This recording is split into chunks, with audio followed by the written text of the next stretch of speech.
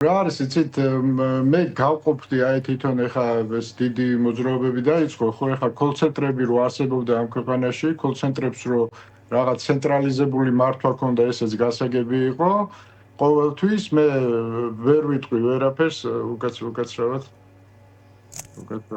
კი ბატონო საერთოდ ჩვენ ვესაუბრებით პოლიტოლოგ გია ხუხაშვილს და ცხადია ვსაუბრობთ ბოლო პერიოდის ხმაურიან საქმეებთან დაკავშირებით იმ სურათზე, რომელსაც ფაქტიურად ასე ვთქვათ, ყოველდღიურ თუ არა, ყოველკვირეულ რეჟიმში ამის აჩვენებს პროკურატურა. თქვენ იცით, რომ დღეს ელისო კილაძესთან, ოთარ ფარცხალაძესთან და ძმებ მიქაძეებთან დაკავშირებით გაკეთდა განცხადება კოლცენტრების საქმეზე. დიახ, გისმენთ.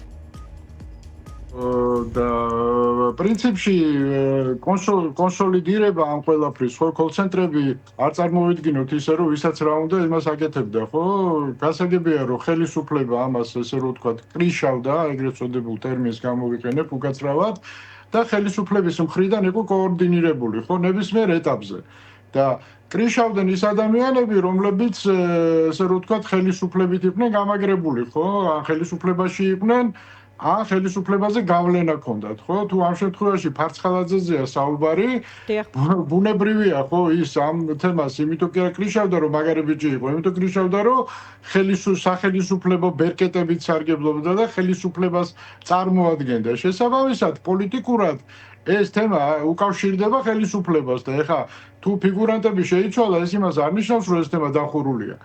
ეხა რაც შეეხება საკუთრივ ამ საქმეს, მე გავყოფდი მაინც გავყოფდი აი ფიგურანტებს მე იმაზე ვერაფერს ვერ ვიტყვი ხო იმიტომ რომ ამ თემას მე სიღრმისეულად არ ვიცნობ ნამდვილად და გავყოფდი აი ამ ფიგურანტებს რა გრძელი ჩამონათვალია ხო არც ვიცი ვინ არიან უმრავლესობა მათგანი და ელისო კილაძის თემას ხო რატომ გავყოფდი აგიხსნით ჯერ ეს ერთი თვითონ ბრალდების ნაწილშიც გასაყოფია, იმიტომ რომ თუ სხვებზე საუბარია როგორ მონაწილეობდნენ, რას აკეთებდნენ და ამ შემდეგ ელისო კილაძეზე საუბარია რომ ის რაღაც საინფორმაციო ხარდაჭერას უზრუნველყოფდა, ხო?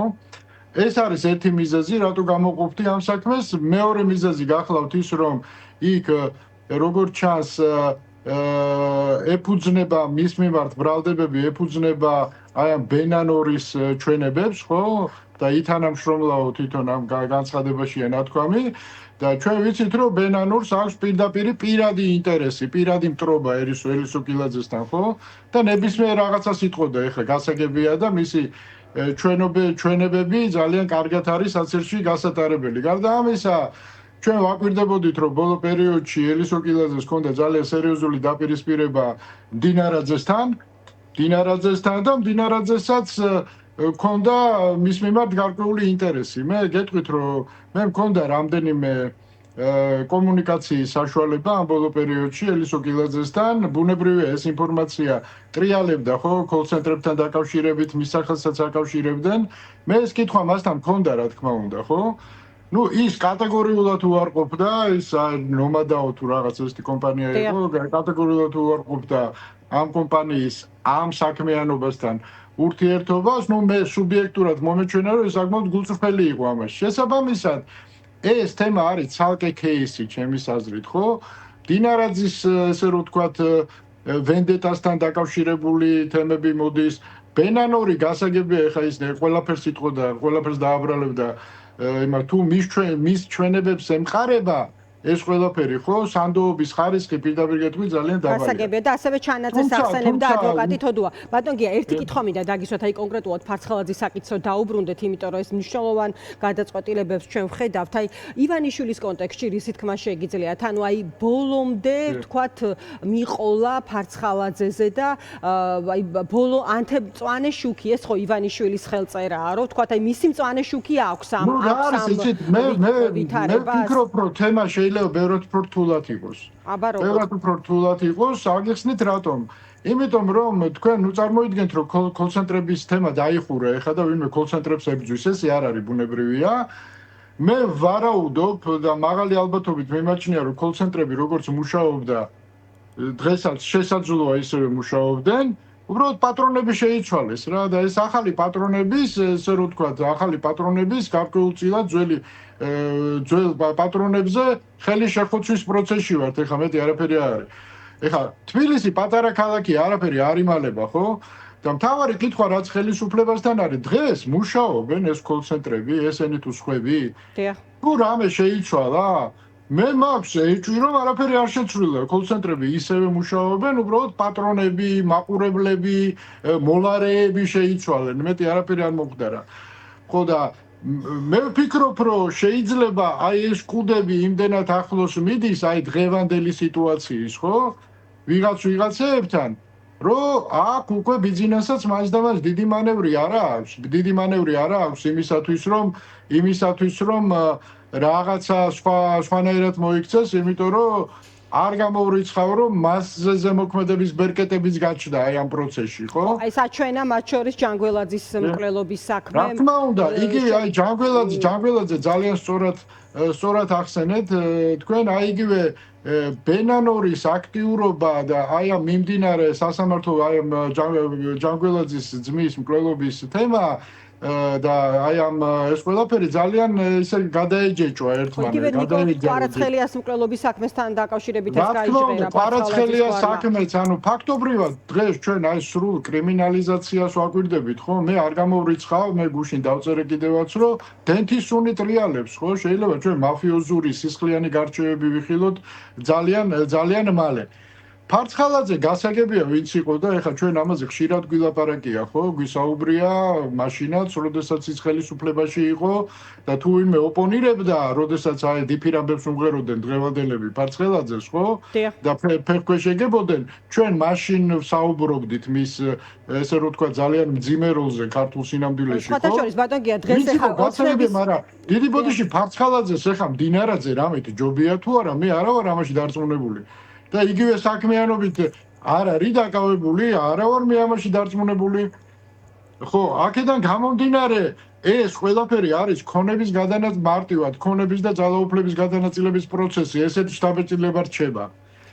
ბატონ გია, სხვათა შორის დღეს იყო განმარტებები პარლამენტიდან, აი ერთ-ერთი დეპუტატი ლაპარაკობდა და ანუ მათი კომენტარებიდან, აი გამოხმაურებას, როდესაც უყურებ ან კითხულობ ამ დღევანდელ ამბავზე, თითქოს რაღაც განცდა რჩება, რომ იგივე ხელისუფლებასთან, არა იგივე ბენეს ადამიანები თავს, ხო? აი გეგონება, რომ რევოლუცია მოხდა და სხვა ხელისუფლება ამ ქვეყანაში, ხო, ხავთ ვარსვები მათიკაშვილი იყო, რომელიც ლაპარაკობდა, რომ აი ძალიან მძიმე დანაშაულთან ქონდა საქმე და ეს ბრიფინგი მაგალითია, როგორ ხდება დანაშაულის გამოძიება და აქ ყოველთვის შდება კითხვა იგივე ხელისუფლების პასუხისმგებლობაზე, ხო? ცხადია. რა არის იცით, მოდით ესე ვთქვათ, ხო, ჯერ ესეთი გამოვლენილია ქვეყანაში ფიგურანტები, იმდენია პრემიერ-მინისტრიდან დაწყებული მინისტრები და ამ შემდეგ, რომ ეს დანაშაულები, ხო, კორუფციული იქნება ეს, კოლ-ცენტრები იქნება, ნარკოტრაფიკი თუ კიდევ სხვა თემები, ატარებდა სისტემურ ხასიათს, ხო? ანუ მთელი ხელისუფლება იყო ამით. გარყვნილი იყო ამით. იგივე დღევანდელი კოლ-ცენტრების თემა დიდი ბოდიში 20-23 წლის თემები რო ამოყარეს ეხლა და ვითომ ეხლა გამოიძიეს თელმა თბილისმა იცოდა რა ხდებოდა და რა ბარდაკი იყო ამ მიმართულებით, როგორ ძარცვავდნენ ევროპელი მას, რა ქვია, პენსიონერებს, ხო? ყველა მიცოდა, ფიგურანტებიც იცოდა, ყველა მიცოდა. ეხლა გამოვიდა, ვითომ გამოიძიეს 2024-2025 წლებში რა ხდებოდა ბატონებო? ან წელს რა ხდება? აღარ არის კოლ-ცენტრები საქართველოში? თუ პატრონები შეიცვალეს, ხო? ანუ ეს ყველაფერი არის ფარსი. ფარსი და რაც თავარია ხელისუფლება აი ესე აბსოლუტურად არაადეკვატურად ცდილობს, რომ პასუხისმგებლობა მოიხსნას იგივე ხელისუფლების პერსონალურ წარმომადგენლებზე, ხო? ეხა ფრთიანი ფრაზა გახდა უკვე იმის, რა ქვია, კალაძის გამონათქვამი, ხო? მე მხოლოდ საკუთარ თავზე ვაგებო პასუხს, რომ ანუ მისი უწყება ჩამრჩვალია იმაში, რა ქვია, კორუფციაში. აღარ დარჩა მის ირგვლივ ადამიანი, ვიზეც სისხლის სამართლის საქმე არ არის აღძრული, ან ეჭვმიტანელი არ არის რაღაცაში, ხო და გამოძიება არ მიმდინარეობს. და ეს ამბობს, რომ მე რა შუაში აი ხო წარმოგიდგენიათ რა მარაზმში არიან ეს ხალხი რა. დიდი ბოდიში არაფერი კორუფციას კი არ ებრძვია და კოლ-ცენტრებს კი არ ებრძვია, შეიძლება დღეს კოლ-ცენტრები კიდევ უფრო მაგრად გუგუნებს, ვიდრე 2023-ში იყო. რა ვქნათ ეხლა ხვალე როწავა კობახიძე და მოვა ქიბროწაშვილი ქიბროწაშვილმაც უნდა თქვას რომ ერაშუაში ვარ კობახიძე აკეთებდაო და ეს რა უნდა აგორაო ცხოვრება თუ რანაირად უნდა იყოს ერთი რა გასაგებია ბატონგია მე კითხეთ ხო თქვენ ახსენეთ რომ ივანიშვილს არ აქვს თქვათ შესაძლოა არ კონდესო თქვათ ამ დიდი შეიძლება ის იყოს შანტაჟის ქვეშ პირდაპირ გეტყვით აი რა ტიპის ან ვისგან ან რასთან გვაქვს საქმე იმიტომ რომ ფაქტია რომ ძალიან დიდი პროცესი ძალიან მნიშვნელოვანი პროცესს ვადევნებთ იმ თვალსაზრისით თვალს რომ ასე მარტივად არ ხდება გახმაურებულ საქმეებზე გადაწყვეტილებების და ბრალის წარდგენის გამოცხადება ხო იგივე რა თქმა უნდა აქ ფაქტობრივად მე ვფიქრობ ეს საქმეები გამოსაცხადებლად და კონკრეტულ მომენტს ელოდებოდნენ და როდესაც ჩაითვალა რომ უნდა თქმულიყო ითქვა მაგალითად ნიკო კვარაცხელია საქმეზე რაც მოგვასმენინეს გუშინ კი ბატონო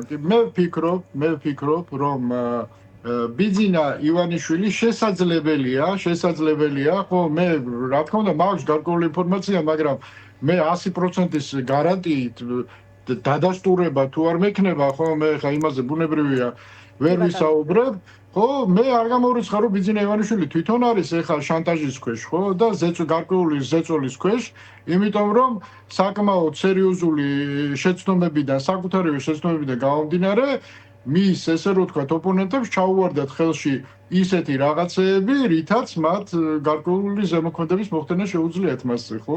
ეს შესაძლებელია ბატონგია. შესაძლებელია კი, შესაძლებელია თქვენ წარმოიდგინეთ, მეც მეგონა ერთი წლის წინ რომ ეს შეუძლებელი იყო. ნუ, მაგრამ ასაკი მაინც თავისსაშვება 70 წლის გახდა ულოცავს სხვათა შორის დაბადების დღეს. 70 წლის გახდა და აღარ არის პატარა ბიჭი ეთყობა, ეხლა მთლად ისე კარგად უკვე ვეღარ აანალიზებს, როგორც თვითონ უყვარს ხოლმე თქმა. ბატონგია, კიდევ ერთი კითხვა მინდა დაგისვათ, ანუ ჩვენ საუბრობდით ფარცხალაძის საკითხზე და ამ კონტექსტში, ამ გახმაურებული საქმეების კონტექსტში მინდა კითხოთ. აი, ჩვენ ხომ არ ვიცით რეალურად ანუ ამ ადამიანის თუ რა ვიცი კონკრეტულად ანუ მისი დაჯგუფების მეშვეობით აი რამდენ საქმეზე შეიცვალა მსვლელობა ხო აი მსუბუქად რომ ვთქვათ აი ვთქვათ აი ამ ნაწილში როგორ უნდა გამოიკვეთოს პასუხისმგებლობის საკითხი იმიტომ რომ ყველა დედას არ შეუძლია რომ აი ნახეთ რა ხდება ძალიან მარტივად გეტყვით ხო ეს არის წმინდა წყლის კრიმინალური გარჩევა ჩვენ მართლმსაჯულებასთან არა გვაქვს აქ საქმე ფაქტია რომ დაპირისპირებულია, დაჯახებულია ერთმანეთთან ფარცხალაძის დაჯგუფება და ჯანგველაძის დაჯგუფება. ორივე არიან ფაქტიურად კრიმინალური ავტორიტეტები. ხო, ანუ ქურდულ გარჩევასთან გვაქვს ჩვენ აქ საქმე. აქ ჩვენ სახელმწიფოში კი აღარ ვცხოვრობთ.